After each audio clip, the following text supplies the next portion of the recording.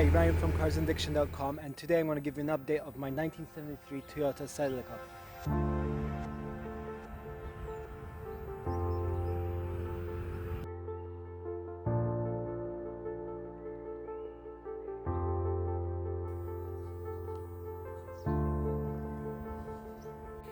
So this is my 1-year update on my 1973 Toyota Celica.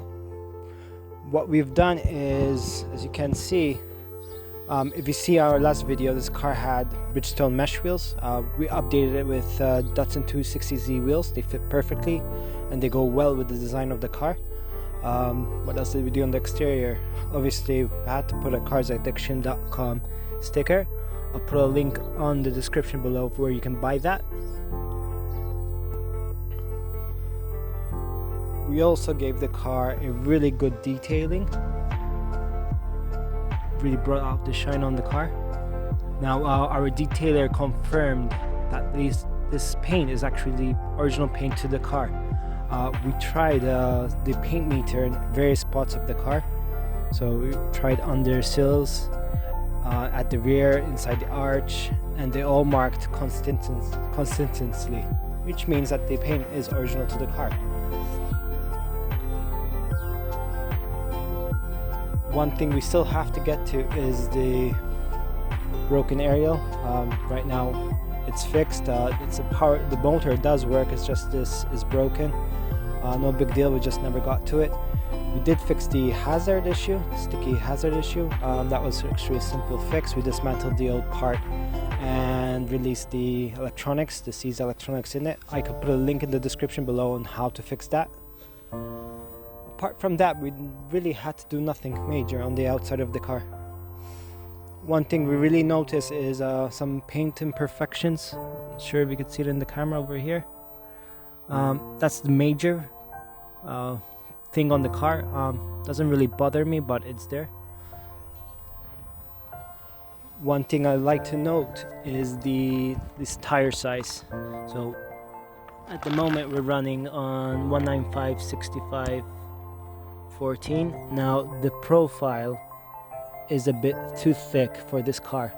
So what I mean is, I'm not sure if you can see it, but right over there on full lock the tire rubs with the body. I'm not so concerned about it because it's rare to go on full lock, but you know, it's something to look out for when you're buying tire sizes to get the correct ones. I'm gonna run them for a bit now and then obviously change them. Let's get to the interior. We did nothing major to the interior. We just gave it a good clean. Obviously it gets dirty easily in Malta with the dust on the road, but the interior has been spick and span and it still is. Now the mileage we've done on the car was about 700 kilometers, 800, about 79,800 I believe. So now I'm running 80,000, not much, but it was fun year.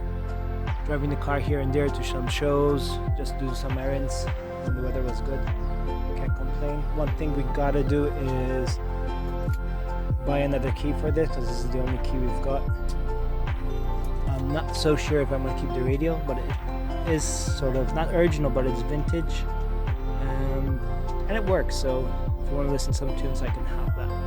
Mentioning the radio, there's the parcel shelf, which is not original to the car and it's discolored. What I'm gonna do now is just take it out and give it a vinyl black paint to at least have it uniform in color. The speakers don't bother me as much because they are typical to that car. Even the stickers here and there you see on the car, I just left them. They're sort of authentic to Japan and that era, so kind of like that. The issues I mentioned were very minor. There was nothing much to do, but there was two expensive stuff that we did on the car. One being is the rubber strip that goes all around here on both sides. They were still original to the car and they were really hard and flaking, so we bought brand new ones, and this weather strip right over here as well to complement everything. Now, just to help you out, you guys, if we're looking for this weather strips,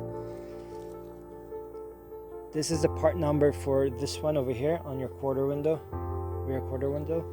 So take a good look at that. I'm going to put it in the description below for you to take note.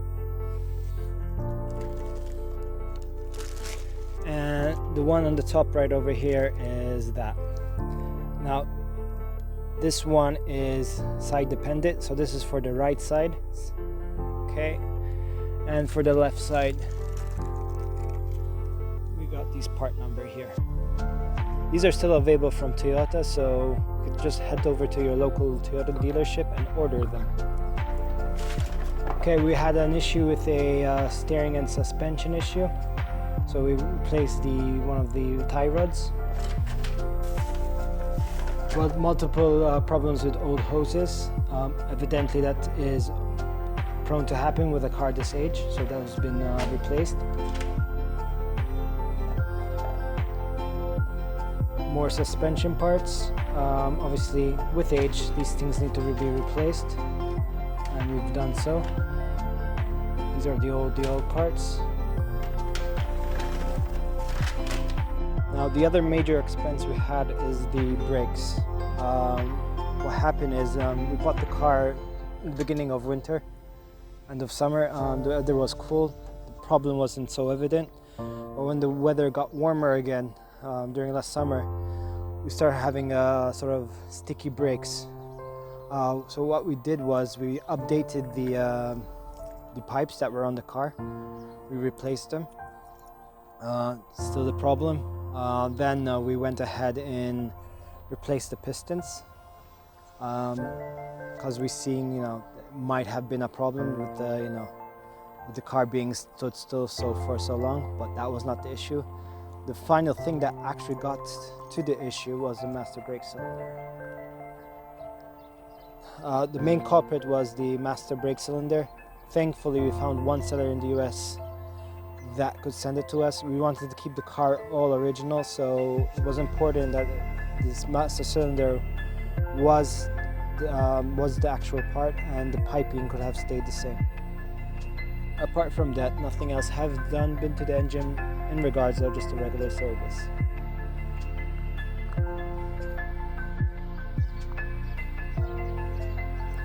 The major parts we did to the exterior was take it for a professional detailing. You can see the paintwork very shining through the sunlight we have. The actual detailer told me how astonished he was with the quality of the paint and how original it still is. So we're happy for that we did not buy a lemon. We had this car jacked up just to check underneath. We had a brake issue earlier on. We had it fixed, so we took the sort of time to go underneath. Again, no rust.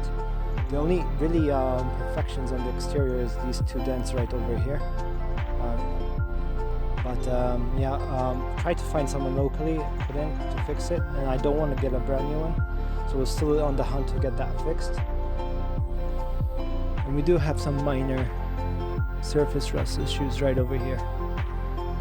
Apart from that, the car is immaculate. We didn't find any rust issues at all, and that is one big thing to look out for when you're buying a classic car: rust. Once you see rust, you just open the wallet to Pandora's box. Anything could be something really small to a whole full respray and restoration. Thankfully, this car has none of that. Thank you for watching. If you like this video, make sure you're subscribed to our channel and press that notification button to be the first to know when we release a new video. Take care.